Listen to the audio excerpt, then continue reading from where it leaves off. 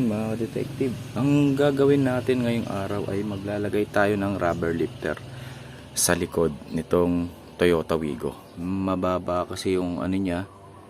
Yan, sakto lang yung 4 na daliri ko. Kapag nalagyan na siya ng pasahero, ng tao, or nakakargahan na siya, bumababa siya ng halos ganyan lang. Halos di na maipasok tong 2 finger. So lalagyan natin siya ngayon ng rubber lifter sa rear, kabilaan. Kung bago ka pa lang sa aking channel, huwag kalimutang mag-subscribe at i-click ang notification bell para updated ka sa mga susunod kong video.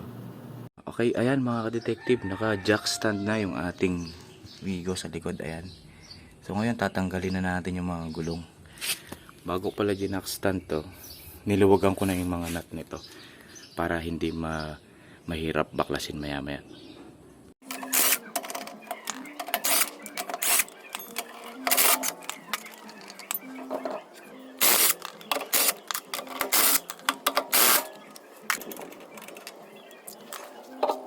Ito po mga ka-detective, no, nilipat ko pala yung jack stand, nilagay ko dito sa ilalim.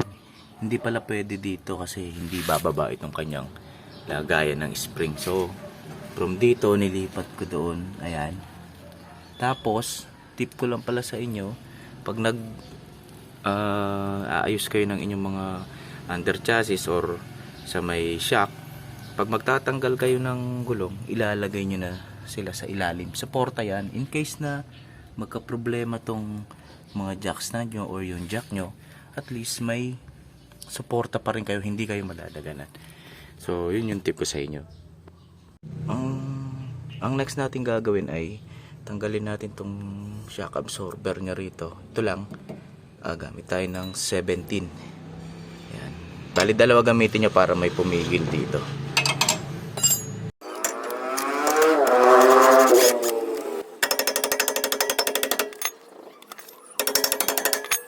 Sa pagtanggal pala nito, no, kung nahirapan kayong hugutin to, i-jack nyo lang muna rito para umangat to, tapos sabay hilahin nyo to.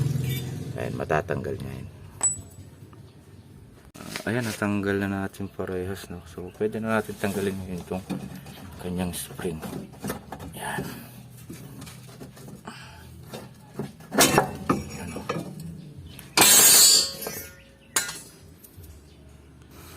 Ito yung kanyang spring, no. Ayan, may rubber lifter naman siya. Yung kaso, ayan, pipina. Ayan, dalawa din. Dito pala sa Toyota Wigo, sa rear na rubber lifter, pwedeng isa or pwedeng dalawa ang ilagay nyo, no. So ako ngayon, since 4 naman tong rubber lifter ko sa rear, dalawa ang ilalagay ko kada isang spring. Okay mga ka-detective, dito pala sa ano natin, isa lang ang ilalagay ko muna. Medyo mahirapan kasi ako, hindi siya nagpipit dito. Itong ano natin, ayan o, medyo nakaangat siya, baka kumalas itong ating spring. So gagamitin natin yung stock niya sa ilalim at papalitan natin yung rubber lifter dito lang sa taas. So ayan, i-install na natin ngayon doon. Sa paglalagay pala nito, meron niyang, ayan, may parang dalawang nakausling ano, pipit dito yan, dito, so dalawa na to.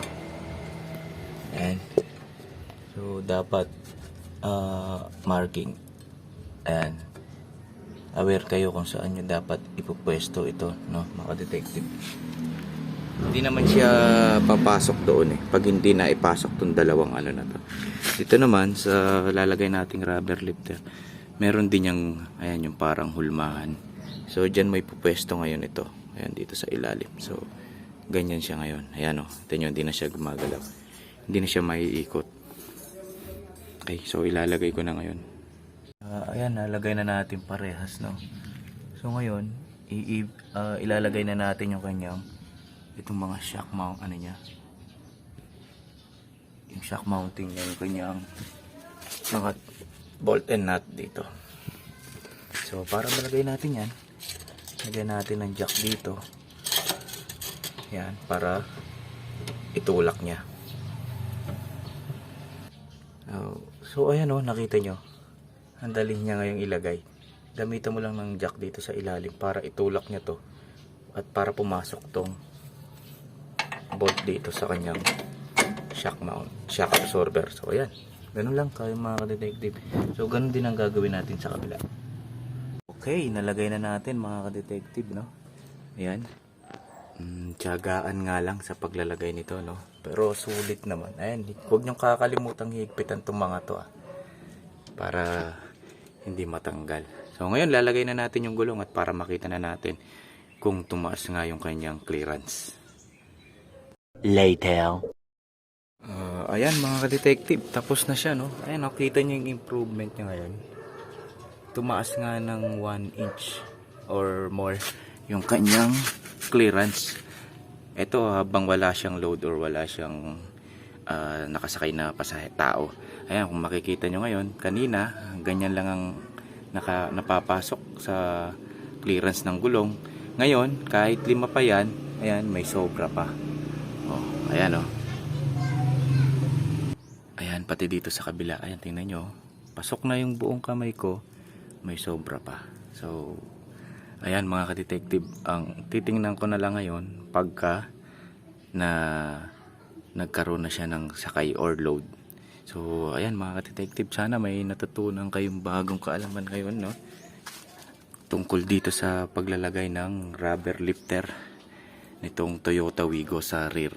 Siguro yung sa harap baka sa susunod na lang, kasi okay pa naman ako dito sa ano na to. Medyo mahirap kasing tanggalin to. Ayun, doon ilalagay yung kanyang rubber lifter dito sa ilalim. Medyo marami kang babaklasin nga lang dito. Siguro sa susunod, yun naman ang ipapakita ko. So hanggang sa susunod ulit mga ka-detective. Maraming salamat po.